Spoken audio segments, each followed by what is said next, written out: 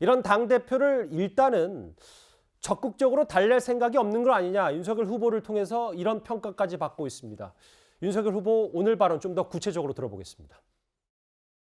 얘기 듣기로는 우리 이준석 대표가 당무를 거부하고 있는 상태도 아니고 부산에 좀 뭐라 그럴까 좀 리프레시하기 위해서 간 것 같은데 부산에서도 계속 지금 선거운동 계획과 또 실행 방안에 대해서 계속 지금 보내오고 있다는 얘기를 들었습니다. 일을 하고 당무와 선대의 업무를 지금 계속 수행하고 있는 상태라고 보시면 될 것 같습니다.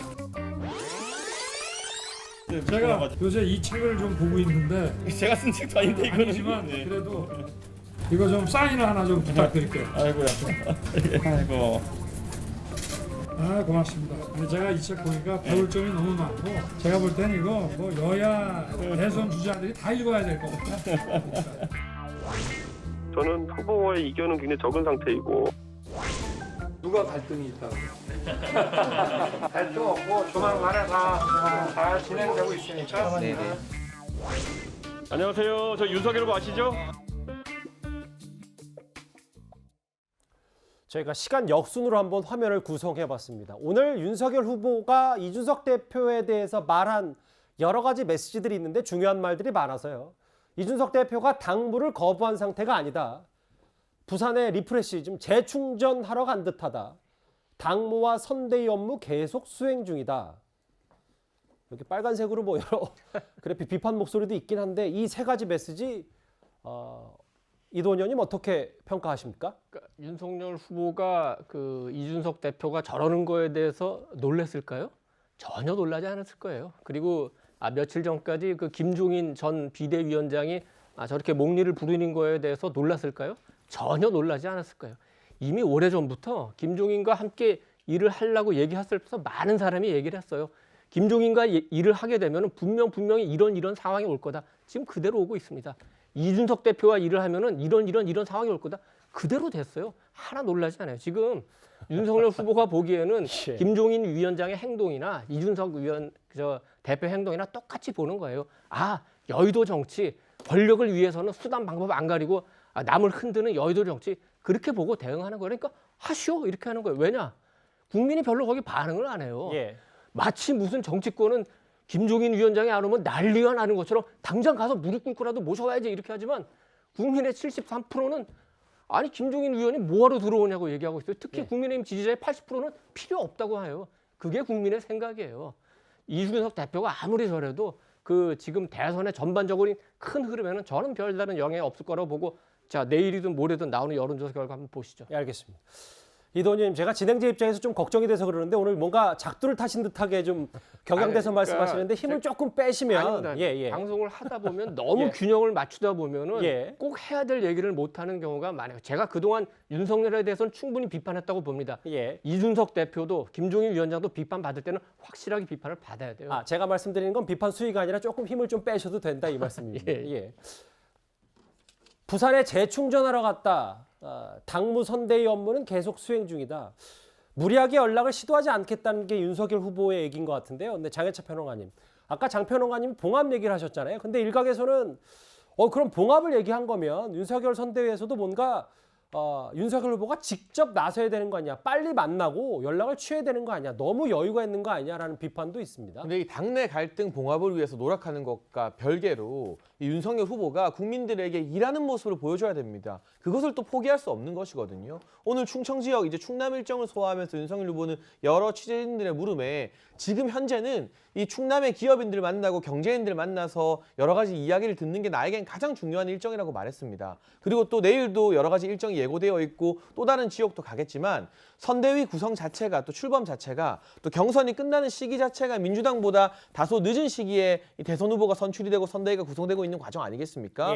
그래서 어쨌거나 이재명 후보는 뭐 좌충우돌 선거운동 하면서 오히려 점수도 깎아먹고 있습니다만 계속 일하는 모습을 먼저 보여주고 있는데 윤석열 후보 같은 경우도 선대위와 함께 일하는 모습 그리고 지역 구석구석을 방문하면서 그 지역의 현안에 대한 비전과 해결책을 제시하는 모습을 빼놓을 수가 수가 없는 것이거든요. 그 같은 일을 후보가 하면서 물밑에서의 교류나 소통 같은 경우는 후보와 가까운 사람들이나 선대의 핵심 인사들이 예. 하고 있지 왜 안 하겠습니까? 그리고 대선 후보의 움직임은 저는 신중하되 한 번 움직일 때는 아주 무게감 있게 움직여야 된다고 생각합니다. 당장 어떤 일이 터졌다 해서 바로 이렇게 좀 다소 제가 이런 표현을 써도 될지 모르겠습니다만 이재명 후보의 움직임을 보면 저는 뭐 촐싹촐싹하다는 느낌을 개인적으로 많이 받는데 그렇게 움직일 것이 아니라 묵직하게 상황을 바라보다가 한 번에 확실하게 해결할 수 있을 때 그렇게 움직이는 게 국민들이 대선 주자에게 기대하는 행동이라고 보여지고 있기 때문에 여러 가지 상황을 파악하고 이 갈등을 확실하게 봉합할 수 있을 때 그리고 이 갈등의 어떤 수위라던가 지금 이준석 대표의 생각이라던가 마음이 좀 가라앉을 때 그때 확실하게 움직여서 매조지 짓지 않을까 싶습니다.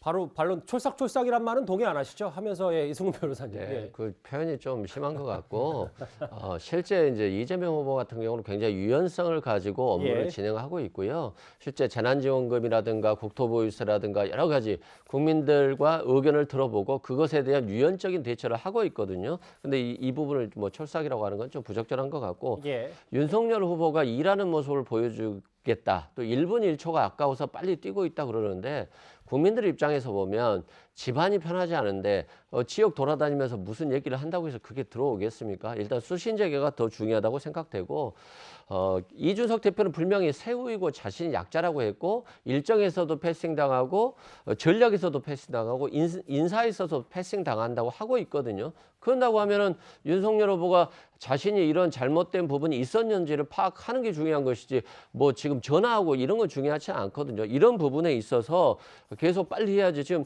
후보로 확정되고 30일 지났는데 지금까지 이러고 있으면 국민들께서는 심각하게 보고 있고 이게 여론조사로 연결되지 않는다? 저는 그렇게 보지는 않습니다. 대표는 지금 부산에서 재충전 중이다. 뭐 서울로 올라가면 시간이 맞으면 보겠다. 뭐 이걸 두고 다소 느긋한 거 아니냐는 당내 목소리도 분명 있는 것 같습니다. 그런데 윤석열 후보 측 권성동 사무총장은 이준석 대표의 이 당무 거부에 대해서 진짜 이유를 알지 못하겠다 이렇게 말을 했습니다. 저희들도 굉장히 그런 황당하고 좀 곤혹스러운 그런 상황인데요. 우선 이준석 대표께서 왜 그런 결심을 하고 그런 결정을 하셨는지 그 이유가 뭔지에 대해서도 저희들이 사실은 잘 파악이 안 되고 있거든요. 직접 만나 뵙고 어떤 부분이 패싱인지 또 어떤 부분에 대해서 섭섭함을 느끼고 계신지 그 이유가 뭔지 또 어떻게 하면 될 것인지에 대해서 일단 대화가 필요하다 이렇게 생각하고 있습니다. 권성동 의원의 얘기는 저렇고요. 김병준 상임선대위원장도 이준석 대표의 자명에 대해서 이렇게 입장을 밝혔습니다. 2002년도에 우리가 이제 그 대선을 치를 때 노무현 후보가 당사로 들어가야 되는데 네. 정말 협조를 안 해줬어요, 당이. 그 뒤로 또 뭐 여러 가지 일이 있었던 거는 말할 것도 없고 제 주변에 있는 사람들이 다 전화를 해보고 하는데 지금 연락이 잘 안 되고 지금 현안들이 너무 많습니다. 다들 책임 있는 사람들이니까 그렇게 하면 저도 패싱당한 겁니다. 바로 전날 밤 10시 반에 그 당직자가 아주 미안해하면서 네. 그저 알았다고 제가. 윤석열 후보 측의 김병준 위원장과 혹은 권성동 사무총장은 대화가 필요하고 30분 기다렸지만 만나지 못했다. 진짜 이유를 모르겠다라고 하고 있고 윤석열 후보 측으로부터 어떤 연락도 못 받았다는 이준석 대표 측 얘기.